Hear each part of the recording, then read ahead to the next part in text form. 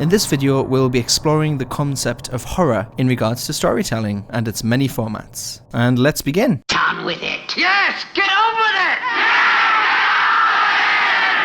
There has been a lot of debate upon the use of horror in literature and other media types, and how best to utilize it and or make it effective as a narrative device. And I'm not just talking about the increasingly popular tactic of using a jump scare, which is being shoehorned into a lot of film, TV shows, and games. What I want us to think about is the macabre, the psychological, and the almost therapeutic quality of horror. But before we move on to that, what is horror?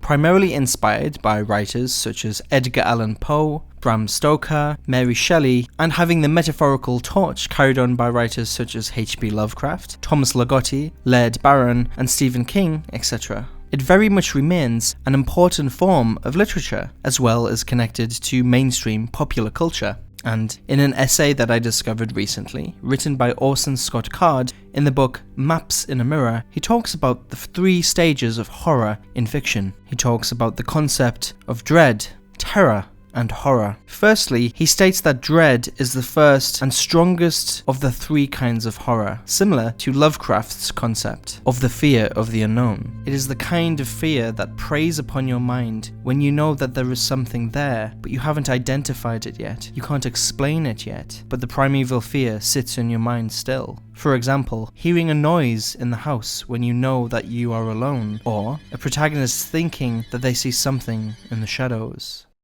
It's moving right towards you.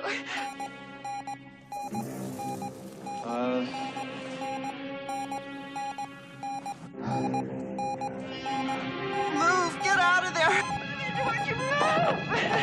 Dad! Move, Dad! Move, Dad! Get out! Oh.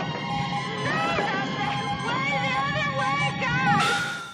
Terror is the second kind, the kind you experience when you identify the thing or that you begin to understand it. For example, seeing the figure of a man stepping out of the shadows with a bloody knife. And finally, horror, the weakest of all according to Card. This being the stage after the fearful thing has occurred and you witness the aftermath. The results, the relics. For example, seeing the mutilated corpse that the killer has left behind. In my opinion, breaking down and understanding different concepts of fear and horror will help you in your horror and thriller writing, but also in your character creation and world building too. Take for example, the short story that I have written? Is that a word? In a short story that I have written recently, I had 3 different strands of fear throughout. I had dread present in the form of an unknowable, unseen creature that the protagonist knew was there and could hear from the shadows, but never witnessed or saw it with her own eyes. Terror was represented in the accidental casting of a dreadful spell, causing the horror and therefore the aftermath, occurring in many deaths. And